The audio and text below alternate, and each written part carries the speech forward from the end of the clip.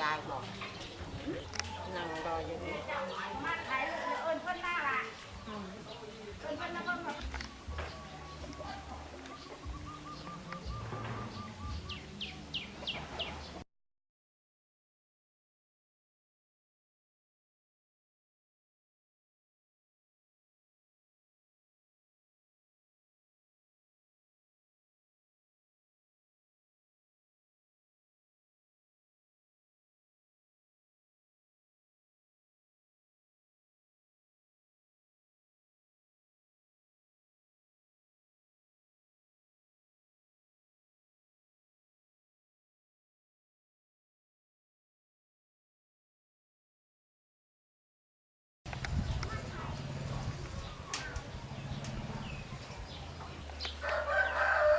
มันหอบไปหมดแล้ว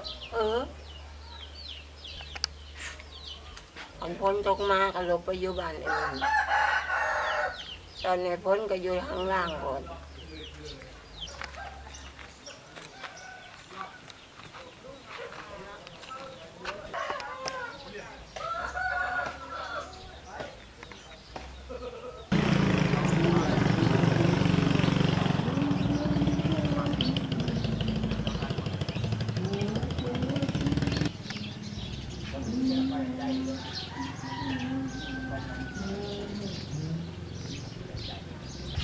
ทางเลือกได้เลย